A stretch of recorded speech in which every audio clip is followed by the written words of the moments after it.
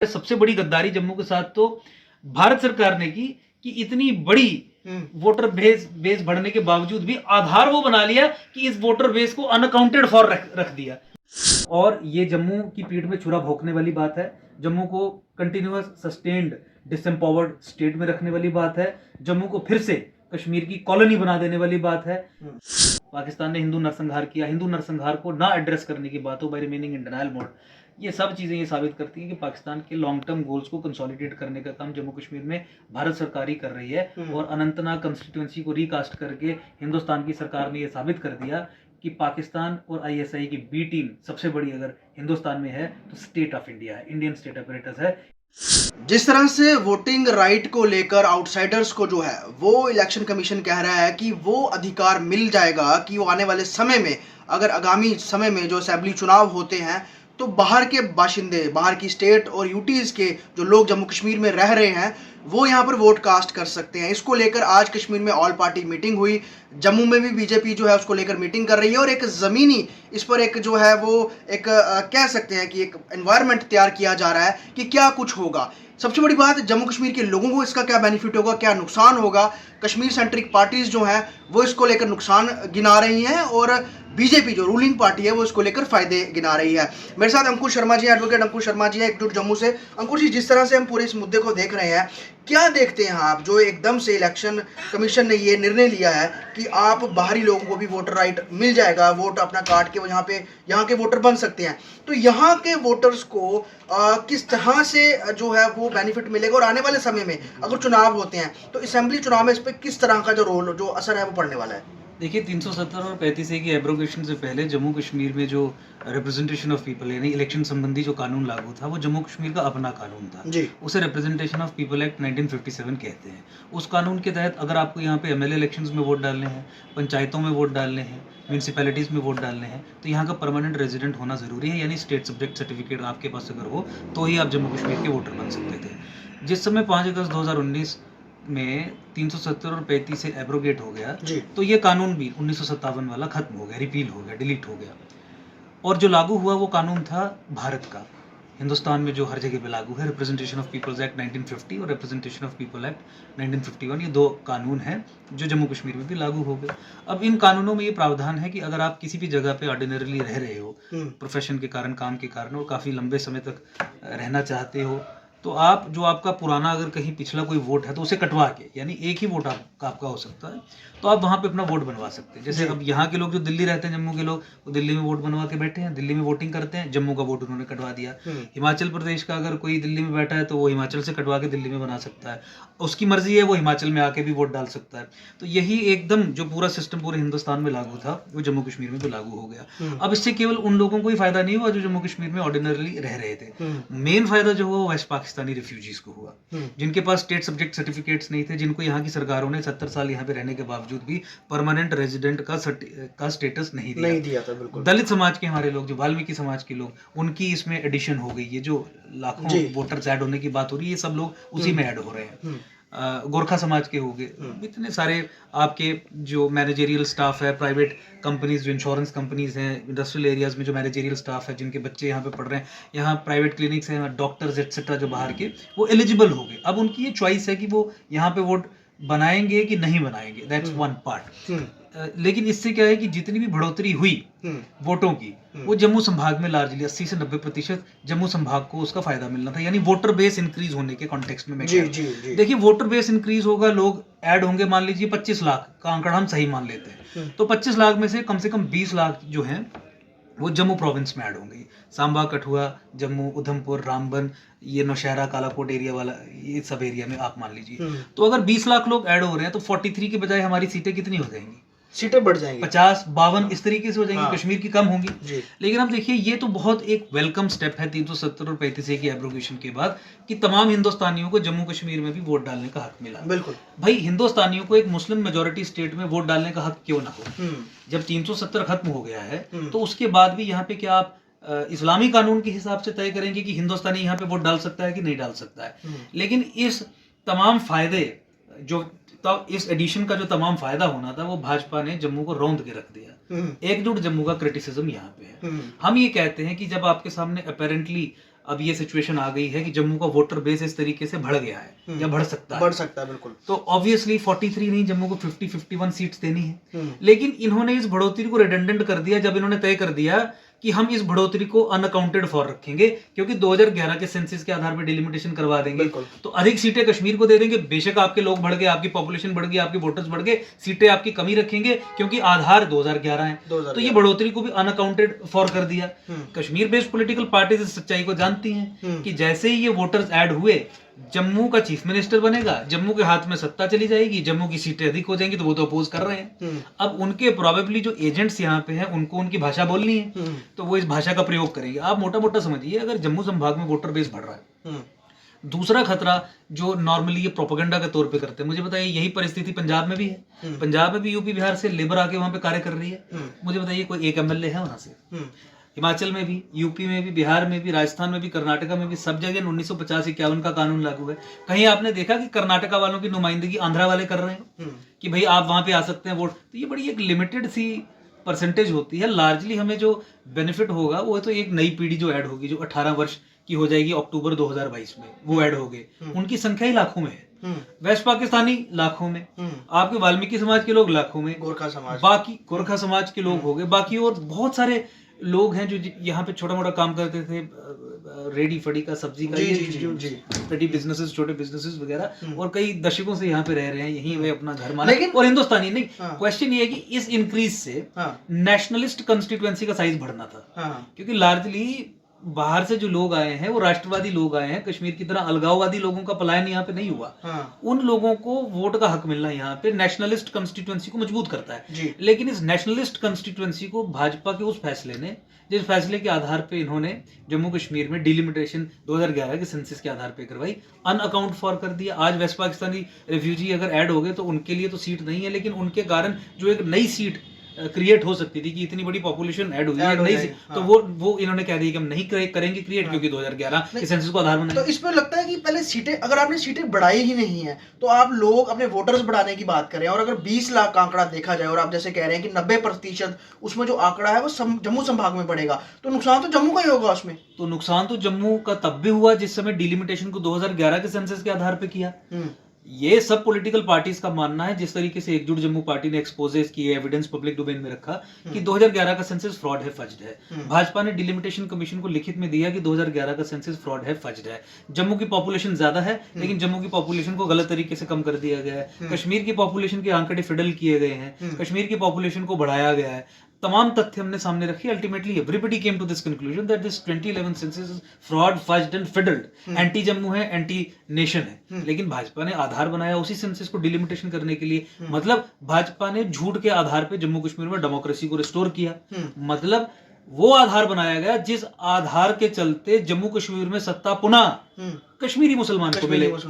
जी। और मुसलमान वर्ड को मैं एम्फेसाइज इसलिए कर रहा हूं क्योंकि इंडियन स्टेट की पॉलिसी रही है पिछले 70 साल से कि चूंकि जम्मू कश्मीर एक मुस्लिम मेजॉरिटी स्टेट है, इसलिए जम्मू कश्मीर में डेमोक्रेसी का चेहरा मुसलमान होना चाहिए। क्योंकि जम्मू कश्मीर में अगर डेमोक्रेसी का चेहरा मुसलमान होगा तो हिंदुस्तान दुनिया को यह बता सकता है कि देखिए 47 में जम्मू कश्मीर ने हिंदुस्तान का दामन थामा और वहां पे डेमोक्रेसी को सक्सेसफुल मुसलमान बना रहा है, मुसलमान ही चेहरा है तो सक्सेसफुल हो रही है। तो ये इंडियन सेक्युलरिज्म और डेमोक्रेसी की बहुत बड़ी विक्ट्री है। ये सबवर्टेड सोच जो थी, इस सोच के चलते जम्मू संभाग को अभी तक सेकंड ऑर्डर स्टेटस में रखा गया। क्योंकि अगर चेहरा आपको मुसलमान बनाना है, वो भी कश्मीर का अलगाववादी मुसलमान बनाना है, जो पाकिस्तान के एजेंट की तरह यहाँ पे काम कर रहा है, उसे बनाना है, तो फिर आपको नंबर्स और सेंसस तो कंट्रोल करने पड़ेंगे।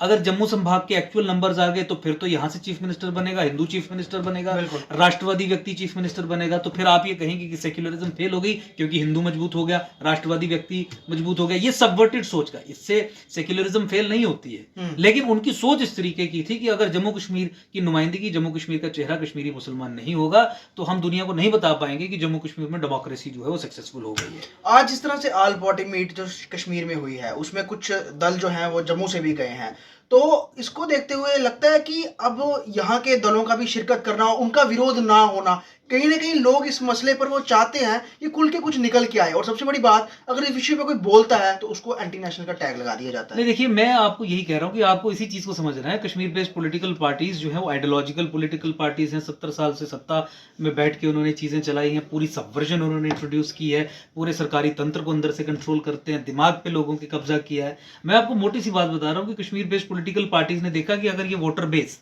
जो जम्मू का बढ़ गया है, अगर ये अकाउंट फॉर हो गया तो उनके हाथ से सत्ता निकल जाएगी। कश्मीर बेस्ड पॉलिटिकल पार्टीज का विरोध करना तो हमें समझ आता है, लेकिन ऑब्वियसली जम्मू में रह के अगर कोई इस बात का विरोध करेगा तो वो तो कुल्हाड़ी पे पैर मारने वाली बात है, पैर पे कुल्हाड़ी मारने वाली नहीं, कुल्हाड़ी पे पैर मारने वाली बात है। आपका वोटर बेस इंक्रीज होना मतलब आपको अधिक सीट्स मिलना, आपको अधिक सीट्स मिलना मतलब कैबिनेट में आपकी अधिक रिप्रेजेंटेशन हो, विधानसभा में अधिक रिप्रेजेंटेशन हो, मतलब आपका चीफ मिनिस्टर बनना, सत्ता का कंट्रोल आपके हाथ में आना, कश्मीर से बैलेंस ऑफ पावर शिफ्ट होकर जम्मू में आना। इस बात को कोई जम्मू का व्यक्ति अगर विरोध करे तो मुझे लगता है कि उसे एजुकेट करने की जरूरत है, या फिर देखने की जरूरत है कि फॉर व्हाट रीजंस वो इस तरीके की हरकत व्यक्ति कर रहा है, और मुझे लगता है कि इसका करारा जवाब देने की भी जरूरत है। लेकिन मोस्ट इंपॉर्टेंटली जम्मू के वो लोग जो आज उठ के कश्मीर की पॉलिटिकल पार्टीज के साथ बैठ के इस मुद्दे पे चर्चा करने चले गए, गद्दार वो अगर छोटे हैं या गद्दार अगर वो हैं या नहीं है वो एक अलग डिबेट है। सबसे बड़ी गद्दारी जम्मू के साथ तो भारत सरकार ने की कि इतनी बड़ी वोटर बेस बढ़ने के बावजूद भी आधार वो बना लिया कि इस वोटर बेस को अनअकाउंटेड फॉर रख दिया। 2011 का सेंसस आपके 20 लाख भी बढ़ गए, आपको उसके कमेंसुरेट और सीटें मिली ही नहीं, क्योंकि आज के परिस्थिति के आधार पे सीटों का बंटवारा हुआ नहीं, वो हुआ 2011 के आधार पे। 2011 में ये लोग कहाँ थे? तो ये जो बढ़ोतरी है ये सारी इन्होंने they have washed it down the drain जिसे कहते हैं। इससे बड़ा सबूत तो आपको नहीं दिखेगा कि 370 और 35A की एब्रोगेशन हुई और उसका कॉन्सिक्वेंस ये हुआ कि जम्मू का वोटर बेस बढ़ा, यानी बैलेंस ऑफ पावर जम्मू में शिफ्ट होना था, और इन्होंने 370 और 35A की एब्रोगेशन को आगे बढ़ाने के बजाय उसे रिवर्स डायरेक्शन में ले गए। 2011 के सेंसस के आधार पर डिलिमिटेशन करवा के जम्मू से फिर से उसका लेजिटिमेट हक छीन के। तो मुझे लगता है कि सरकार की निंदा इस चीज को लेके होनी चाहिए कि you do not account for these people. तो इसको लेकर क्या कोई लीगली कोई प्रोसेस है, कोई जैसे कोई दल चाहे कि इसको लेकर हम सुप्रीम कोर्ट में चैलेंज करें कि पुनः जो है डिलिमिटेशन करवाई जाए? खासतौर पे अगर आपने ये कह रहे हैं कि 20 से 25 लाख आंकड़ा बढ़ जाएगा वोटर्स का, तो उसको लेकर असेंबली सीट तो जम्मू सभा में तो बढ़नी चाहिए। डिलिमिटेशन एक्ट 2002 साफ है, इन चीज़ों को लेके कोर्ट्स में नहीं जाया जा सकता। बहुत लिमिटेड ग्राउंड्स हैं जिनके आधार पे आप कोर्ट में जा सकते हैं। कोर्ट सेंसस ऑपरेशंस पे चूंकि कोई कमेंट नहीं कर सकता, क्योंकि कोर्ट कोई एक्सपर्ट एजेंसी नहीं है, कोर्ट स्वयं सेंसस नहीं करता, और सेंसस करने के लिए भारत सरकार के अलावा दूसरी कोई और पैरेलल अथॉरिटी भी नहीं है जो अथॉरिटी होते हुए ये कह सके कि ये सही है या गलत है। तो इसीलिए इस मुद्दे को कोर्ट में नहीं लिया जा सकता, ये पब्लिक के कोर्ट में मुद्दा है। आपके सामने परिस्थिति है, देखिए भाजपा की आधिकारिक पोजीशन है कि 2011 का सेंसस फ्रॉड है, फज्ड है। कोर्ट इस बात को, हमारे आर्ग्यूमेंट को नहीं मानेगा, क्योंकि भाजपा वहां पे एफिडेविट फाइल कर देगी कि 2011 का सेंसस ठीक है, ये तो सरकार ने किया है। तो इसीलिए कोर्ट में जाना सॉल्यूशन नहीं है, ये पब्लिक के कोर्ट में। तो पूछे पब्लिक तमाम पॉलिटिकल पार्टीज को, आप क्यों मान रहे हैं 2011 के सेंसस के आधार पर डिलिमिटेशन करवाना, जब आपको पता है कि ये फ्रॉड है, जब आपकी स्वयं की पोजीशन ये है कि ये फ्रॉड है, फज्ड है। आप डेमोक्रेसी की आधारशिला जब झूठ पे रखेंगे तो फिर वो डेमोक्रेसी नहीं होगी, वो शैम डेमोक्रेसी होगी। आइडिया ये है कि 15 साल के लिए फिर, अब ये जो डिलिमिटेशन होगी ये 15 साल से पहले नहीं हो पाएगी, तो 15 साल के लिए फिर आपने जम्मू को कश्मीर का गुलाम बना दिया। तो 370 और 35A की एब्रोगेशन का डायरेक्ट फॉलो आउट होना था कि अलगाववादियों से उठ के सत्ता राष्ट्रवादियों के हाथ में आनी थी, कश्मीर से सत्ता उठ के जम्मू के हाथ में आनी थी। तो ये पहले बातें कुछ लोगों को समझ नहीं आती थी, लेकिन ये जो डेवलपमेंट हुई है, जहाँ पे सरकार कह रही है कि 25 लाख लोग बढ़ेंगे, जिसमें से 20-22 लाख लोग वोटर्स जो है जम्मू में बढ़ेंगे, तो इससे तो साबित होता था ना, ये 370 एब्रोगेशन के कारण ही हुआ ना कि 57 का कानून खत्म हुआ और जम्मू का वोटर बेस बढ़ा। और वोटर बेस, ये nationalist, core nationalist voter base बढ़ा, ये कश्मीर बेस्ड पॉलिटिकल पार्टीज को वोट नहीं करता। तो अगर इसके हिसाब से सीटें आपकी बढ़ा दी जाती 2021 के सेंसस के आधार पर डिलिमिटेशन करवा के, तो क्या सत्ता का केंद्र कश्मीर से उठ के जम्मू में नहीं शिफ्ट हो जाता? लेकिन भारत सरकार ने तय किया, अभी तक तय किया है कि जम्मू के हाथ में सत्ता नहीं सौंपनी है। और वो तमाम आतंकी आपने भी देखा होगा, आतंकी संगठन टीआरएफ ने जो है वो एक लेटर जारी किया कि भाई हम, अगर आप बाहर का कोई व्यक्ति यहाँ पर अपना वोट शिफ्ट करता है और वोट डालता है तो हमारे निशाने पे वो होगा, हम उसको लेकर बड़े दुखद की हम उसको निशाना बना सकते हैं। तो ऐसे में एक डर माहौल, तो ऑब्वियसली बात है कश्मीर में तो कोई वोटर अपना वोट जो है वो शिफ्ट करवाएगा नहीं, सारा करवाएगा जम्मू में। लेकिन उन्होंने यह कहा कि हम जम्मू में भी इसको लेकर अटैक कर सकते हैं। तो आपको लगता है कि इस, अगर ये कहा जा रहा है कि 25 नवंबर तक इस प्रोसेस को कंप्लीट किया जाएगा, तो क्या पॉसिबिलिटी है इसमें? नहीं, ये जो आपने टीआरएफ की बात की या लोगों को टारगेटेड किलिंग्स की बात की, ये हिंदू नरसंहार है, ये डिफरेंट इशू है। हिंदू नरसंहार इस कारण से होगा, उस कारण से होगा, वो निरंतर चलता रहेगा। उसका कारण ये आतंकी संगठन बाद में है, सेकेंडरी है। Primary reason state of India है, भारत सरकार है, जो हिंदू नरसंहार को लेकर आज तक डिनायल मोड में है। सरकार कहती है कि हिंदुओं का नरसंहार हुआ ही नहीं। कश्मीर में जो रेप हुए, बलात्कार हुए, धर्म के आधार पर जो गोलियां मारी, उसके बाद जब 5 लाख हिंदू वहां से उठ के आ गए, वो हिंदू नरसंहार नहीं था, वो तो माइग्रेशन थी। सरकार ये कहती है वो माइग्रेशन, माइग्रेंट्स ही कहा जाता है ना। सरकार कहती है वो नरसंहार नहीं था, वो माइग्रेशन थी। तो जेनोसाइड एक्सपर्ट्स इस चीज को लेके बिल्कुल क्लियर है कि जब तक आप जेनोसाइड को आधिकारिक तौर पे ऑफिशियली रिकॉग्नाइज करके उसे एड्रेस नहीं करोगे, तब तक जेनोसाइड निरंतर चलता रहेगा। मतलब एक नेचर है इस प्रोसेस की कि अगर आप इसमें कॉल आउट नहीं करोगे तो ये अनअबेटेड और कंटिन्यूअस चलता रहेगा। 90 में जो टारगेटेड किलिंग्स हुई, अगर उसकी एक सूची बनाएं कि ये हिंदू नरसंहार में की गई टारगेटेड किलिंग्स थी और जो भी 2022 में हो रही हैं, तो आप उसी खाते में डालेंगे। कोई भी अगर एक्सपर्ट बैठाएंगे, उन्हीं कारणों से आज भी टारगेटेड किलिंग्स हो रही हैं। ये डिफरेंट आंकड़ा नहीं बनेगा जो ये साबित करता है कि नरसंहार निरंतर चलता जा रहा है। तो आतंकी संगठन इस तरीके की धमकियां देंगे। आज जम्मू में लश्कर के मॉड्यूल्स बस्ट हो रहे हैं, लेकिन वो इंडोक्ट्रिनेशन की मशीनरी जहां पे ये जहां से इन मॉड्यूल्स में भर्ती होने के लिए आतंकी प्रोड्यूस किए गए, उन इंडोक्ट्रिनेशन मशीन, जो रिलीजियस इंस्टीट्यूशंस की मैं बात करता हूँ, जो कोर आइडियोलॉजी लश्कर की चलाते हैं, जैश की चलाते हैं, वहाबी चलाते हैं, अहले हदीस एक्सेट्रा जमात की चलाते हैं, उन पे कोई कार्रवाई नहीं है। वो इनके तो सरकारें उनको सिविल सोसाइटी के मेंबर अपने साथ बैठा के स्टेक होल्डर्स मानती है और कहती है पीस प्रोसेस। तो मतलब ये लेवल है यहाँ पे सरकार का, जो जम्मू कश्मीर में पाकिस्तान के एजेंडा को ही इम्प्लीमेंट कर, मतलब पाकिस्तान का एजेंडा आईएसआई का एजेंडा जम्मू कश्मीर का इस्लामीकरण है। यहाँ की सरकार उसे फैसिलिटेट कर रही है। रोशनी में रिव्यू पिटीशन फाइल करने की बात हो, या रोहिंग्याज और बांग्लादेशी को यहाँ से बाहर ना निकालने की बात हो, आतंकी घटनाओं में शामिल होने के बावजूद भी, यहाँ के जंगलात और यहाँ की जो फॉरेस्ट रिवर बेड्स हैं, उन पे जो सेलेक्टिव इंक्रोचमेंट हुई है धर्म विशेष के लोगों की, उस पर आंखें मूंदने की बात हो, या लैंड जिहाद एज अ प्रोसेस, ये demographic invasion of Himalaya, demographic assault on Sanatan civilization, उस प्रोसेस को लेकर डिनायल मोड में रहने की बात हो। क्योंकि साउथ कश्मीर को राजौरी पुंछ के साथ जोड़ने का मतलब है, साउथ कश्मीर जो फिजिकल बाउंड्री पाकिस्तान के साथ शेयर नहीं करता, साउथ कश्मीर को, और वहां पे उस साउथ कश्मीर को 13 कंस्टिट्यूएंसीज देना और 4 या 5 कंस्टिट्यूएंसीज राजौरी पुंछ की जोड़ के अल्टीमेटली एमपी अनंतनाग से ही बनवाना। 13 एमएलए कंस्टिट्यूएंसीज जहां पे, वहां से एमपी बनेगा ना, वहां की सोच प्रभावी होगी, वहां का लीडर तय करेगा कि यहाँ के लोग राजौरी पुंछ की क्या सोचेंगे। और राजौरी पुंछ जो फिजिकल बाउंड्री पाकिस्तान के साथ शेयर करता है, ये कंस्टिट्यूएंसी रिकास्ट करके भारत सरकार ने एक कंटिन्यूअस सेपरेटिस्ट लेजिस्लेटिव कॉरिडोर बना दिया, साउथ कश्मीर को डायरेक्टली कनेक्ट करवाता है जो पाकिस्तान के साथ। तो पाकिस्तान से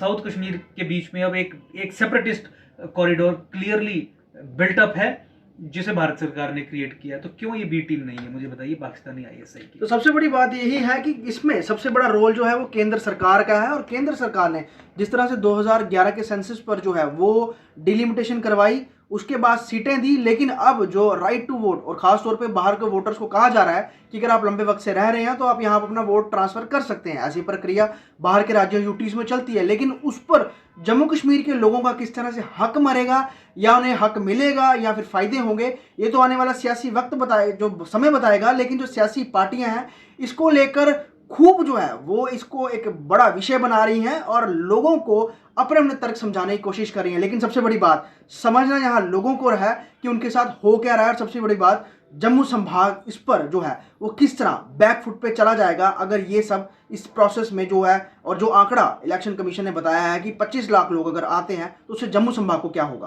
वो तो वक्त बताएगा। लेकिन सबसे बड़ी बात इस विषय पर केंद्र सरकार ने जो है वो कहीं ना कहीं अपना जो रुख है, जो अपना जो सॉफ्ट कॉर्नर है, वो यकीनन कश्मीर की ओर दिया है। फॉइश पटेल, जेके न्यूज़ वायर, जम्मू।